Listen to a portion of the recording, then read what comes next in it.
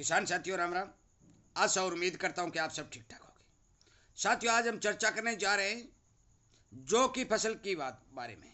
कौन सा बीज ठीक रहता है, कौन सा किसान को ठीक पैदावार देता है और कब इसकी बिजाई करने में किसान को फायदा होता है।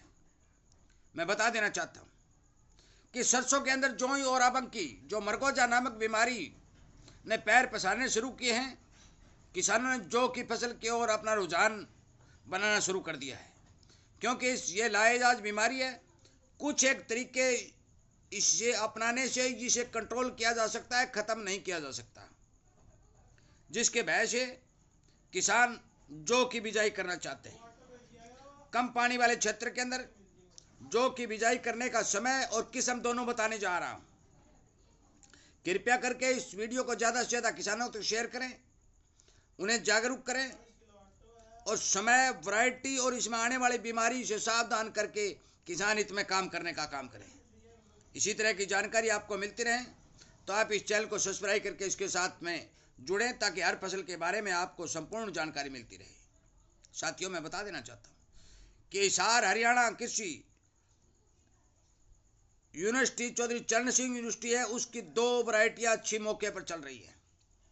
पहली है BH 393 और दूसरी है BH 902।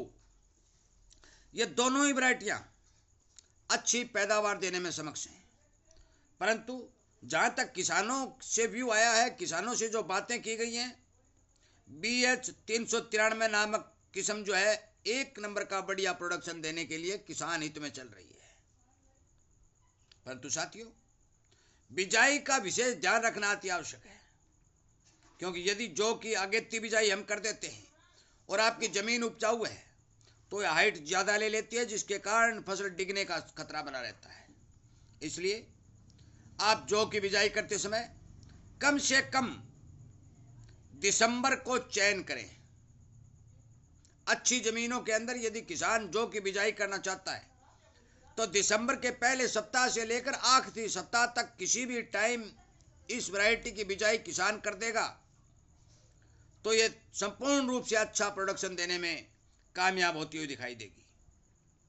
मैं बात करूं इसमें रोग आने की, साथियों बिजाई करते समय आपको ध्यान रखना है कि जो इसकी बलियां जो निकलती हैं, उन बलियों के अंदर एक काला काला जो कोयला रूपी बन जाता है और बलियां सीधी खड़ी हो जाती हैं। ये जौ की एक मुख्य बीमारी है और ये बीज से शुरू होती है, ये ध्यान रखने वाली बात है। इसलिए जौ के बीज की बिजाई करते समय कार्बाडिजम 50% जो बवास्टीन के नाम से आता है, कम से कम 300 ग्राम 40 किलो बीज के ऊपर लगा करके अपने खेत के अंदर जौ की फसल की बिजाई करें, ताकि बाड़े काली होने का रोग इसके अंदर न आ सके, क्योंकि ये बीज से चल करके जड़ में पैदा होता है, जड़ से चल करके पौधे में ऊपर बाल तक जाता है। ये बीज का रोग है। यदि आप इसे ट्रीटमेंट करके नहीं बोएंगे तो उसके बाद में इस रोग का कोई इलाज नहीं है। इस बात की ध्यान रखनी बहुत जरूरी है कि बीज को उपचारित करके ही आप अपने खेत में इस किस्म की बिजाई करें। चाहे जौ की कोई भी वैरायटी लें, ये दवाई लगा करके बिजाई करना अति आवश्यक है। अब मैं बता देना चाहता हूं बीज की मात्रा। यदि आपकी ज़मीनें रेतीली हैं और रेतीली ज़मीन में आप जौ बोना चाहते हैं तो आप उसमें 40-45 किलो तक जौ के बीज का इस्तेमाल कर सकते हैं।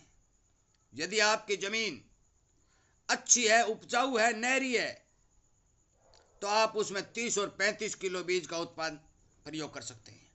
साथियों ये ध्यान रखने वाली बात है। यदि आप कठोर ज़मीन है, अच्छी ज़मीन है, उसके अंदर ज़्यादा बीज डाल देंगे तो आपकी फसल का डिगने का खतरा ज़्यादा बन जाएगा। और यदि आप नरम ज़मीन है, रेती की ज़मीन है, उसमें यदि कम बीज डाल देंगे तो आपका खेत खाली होने की संभावना, खाली रहने की संभावना बन जाएगी। इसलिए रेतीली ज़मीनों के अंदर, कम पानी वाली ज़मीनों के अंदर आप 40 और 45 किलो बीज का प्रबंध करें। अच्छी ज़मीनें, उपजाऊ ज़मीनें हैं, उनमें आप 30 और 35 किलो बीज का प्रबंध करें। बीज को बवास्टीन से उपचारित करके जरूर बोएं, क्योंकि यदि आपने बीज उपचारित करना भूल गए, यदि नहीं किया तो ये बीमारी 100% आगे बढ़ने का काम करेगी। जो ही आगे आगे जौ की फसल बढ़ेगी, आएगी, बीमारियां आने का खतरा बनेगा। मैं आपको संपूर्ण वीडियो के माध्यम से जानकारी देता रहूँगा और लगातार मैं ये प्रयास कर रहा हूँ कि किसान को समय पर ठीक जानकारी प्राप्त करके पहुँचा करके किसान की खेती को बचाया जाए, उसके प्रोडक्शन को बढ़ाया जाए और ज़्यादा से ज़्यादा किसान के खर्च को बचाया जाए। साथियों, एक बात और ध्यान रख लेना, जौ की फसल में किसी भी ग्रोथ प्रमोटर का इस्तेमाल मत करना। जो बढ़वार करने में कामयाब हो उस चीज़ का इस्तेमाल जौ की फसल में नहीं करना। अगली बात, जो खाद की मात्रा मैं बताने जा रहा हूँ, जौ की फसल के अंदर नाइट्रोजन का कम से कम प्रयोग करके सफलता प्राप्त करने का काम करें, क्योंकि यदि आप यूरिया ज़्यादा डालेंगे फसल हाइट ज़्यादा ले जाएगी और ज़्यादा ले जाएगी तो डिगने का खतरा ज़्यादा बन जाएगा। इसलिए बिजाई के समय थोड़ी बहुत नाइट्रोजन और संपूर्ण 30-35 किलो डीएपी प्रति एकड़ और मान के चलो कि 60-70 किलो प्रति हेक्टेयर डीएपी और 10-20 किलो प्रति एकड़ या 1 कट्टा प्रति हेक्टेयर यूरिया का इस्तेमाल करके बिजाई कर दें। उसके बाद आप यूरिया से परहेज करते हुए आगे बढ़ें ताकि आपकी फसल डिगने पर न नुकसान हो, क्योंकि आप सभी को पता है कि नाइट्रोजन का ज़्यादा इस्तेमाल या फिर ग्रोथ प्रमोटर का ज़्यादा इस्तेमाल यदि हम जौ की फसल में करेंगे तो हाइट को बढ़ाएगा, फसलें डिग जाएंगी तो हमारी पैदावार पर अति भारी से भारी प्रभाव पड़ेगा।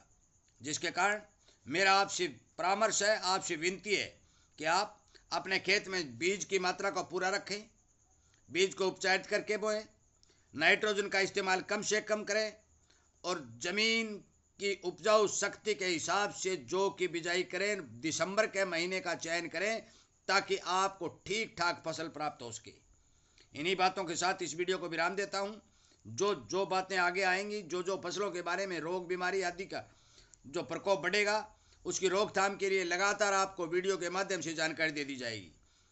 मैं उम्मीद करूंगा कि आप सभी इस वीडियो को ज़्यादा से ज़्यादा किसानों तक शेयर करके उन्हें इस बारे जागरूक करने का काम करेंगे और जो फसल की खेती करने वाले किसानों तक ये वीडियो पहुंचा करके उन्हें इस बारे जानकारी देंगे कि अपने ज़मीन, बीज, खाद, पानी ठीक ठाक ध्यान रख करके बिजाई करें ताकि आगे आने समय में आपको ठीक उत्पादन मिल सके। इन्हीं बातों के साथ मैं वीडियो को विराम देता हूँ और उम्मीद करता हूँ कि आप जरूर मेरी इस बात पर गौर करेंगे। जय हिंद।